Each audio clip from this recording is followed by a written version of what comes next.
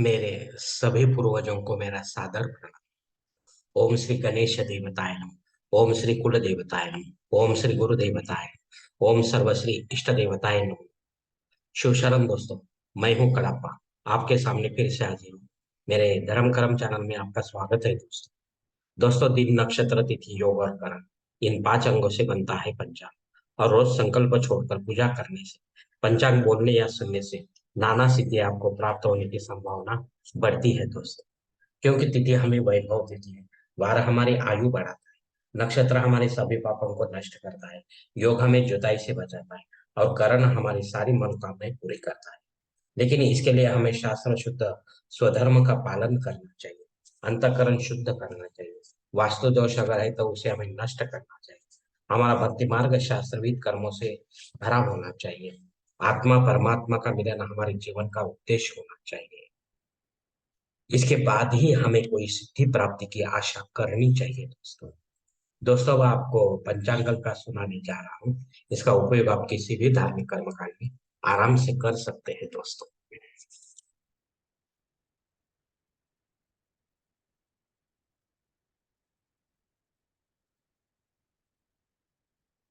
दोस्तों, आज तारीख 2 नवंबर 2023, शनिवार शक 1945, संवत्सर शोभन, अयन दक्षिण, ऋतु शरद, मास अश्विन, पक्ष कृष्ण। तिथि दोस्तों, आज की पंचमी तिथि है। रात 9:53 के बाद षष्ठी तिथि शुरुआत होगी। वार दोस्तों गुरुवार है। नक्षत्र दोस्तों आद्रा नक्षत्र है। कल सुबह 5:57 के बाद पुनर्वसु नक्षत्र शुरू होगा दोस्तों।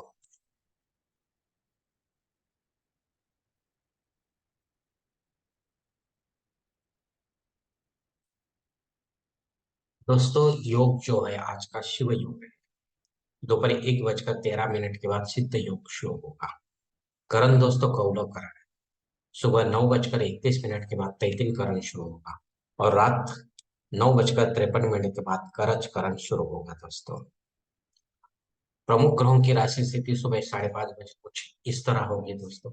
सूरज जो है वो तुला राशि में होगा, चांद मिथुन राशि में, गुरु मेष राशि में, और शनिदेव कुंभ राशि में। बम्बई क्षेत्र में सूरज का आगमन और निगमन कुछ इस तरह होगा दोस्तों।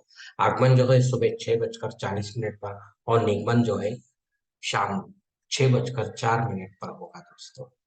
दोस्तों, इस पंचांग के आधार पर आज के नित्य देव पूजा का संकल्प अब हम छोड़ेंगे। इसके लिए आप अपने दाहिने हाथ की हथेली पर थोड़ा सा जल, थोड़े अक्षत, एक फूल या फूल की पंखुड़ी ले दोस्तों। और ये संकल्प जो है वो बोलना शुरू कर दे दोस्तों।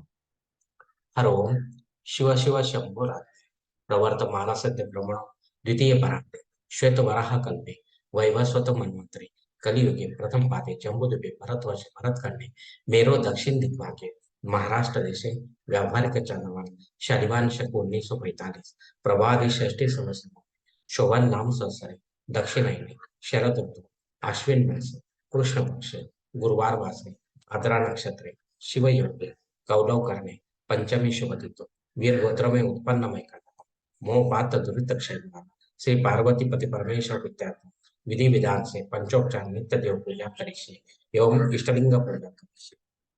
दोस्तों, यह संकल्प जो है यही पर खत्म हो चुका है।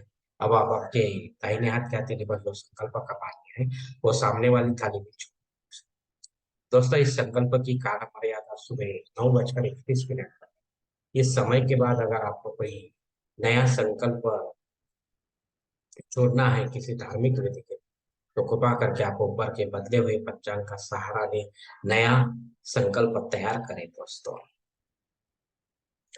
दोस्तों, आप मुहूर्त विभाग में देखेंगे, इसमें धार्मिक विधि और उनके मुहूर्त काल दिए गए हैं। सबसे पहले सगाई के लिए मुहूर्त है तारीख 6 और 9। गोद भराई के लिए कोई मुहूर्त नहीं है। नामकरण करने के लिए मुहूर्त है तारीख 4 और 9। मुंडन करने के लिए मुहूर्त है तारीख 3 और 5। गृह प्रवेश के लिए मुहूर्त है तारीख 3, 5 और 10।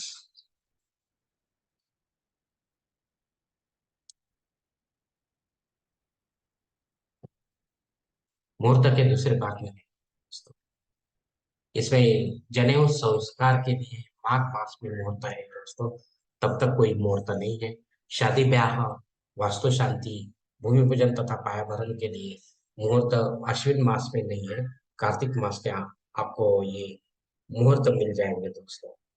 देव मूर्ति की प्राण प्रतिष्ठा करने के लिए मुहूर्त है तारीख 3, 5 और 10। इसमें आप भगवान विष्णु तथा देवी माताओं की प्राण प्रतिष्ठा कर सकते हैं मूर्तियों की, लेकिन वो मूर्ति शास्त्र मान्य होनी चाहिए दोस्तों। घर हो या मंदिर, ब्राह्मण देवता के हाथ से देव काल में आपको ये प्राण प्रतिष्ठा करनी है दोस्तों।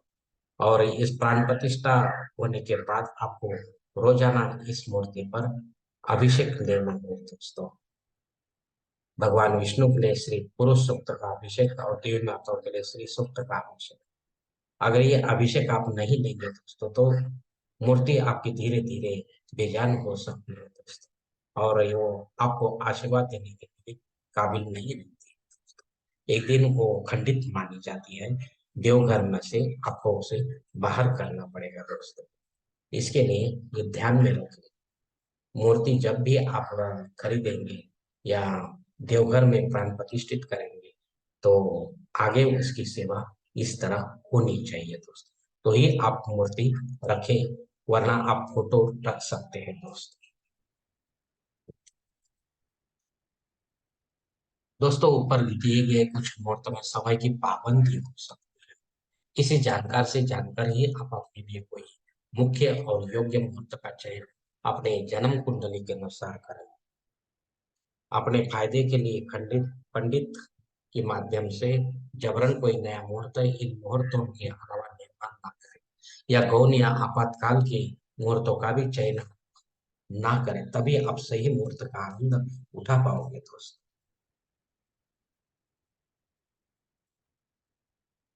दोस्तों आप पंचांग में दी गई कुछ अन्य महत्वपूर्ण जानकारी आप देखें। पंचांग शुद्धि दोस्तों अच्छा दिन है दोस्तों, कोई प्रॉब्लम नहीं।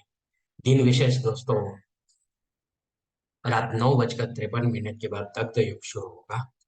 इस दग्ध युग में जो भी बाल नया जन्म लेगा दोस्तों, तो उसकी शांति अपने घर पर 12वें दिन करनी पड़ती है पंडित के माध्यम से, और आगे चलकर करेंगे तो उसके लिए मुहूर्त निकालना पड़ता है दोस्तों।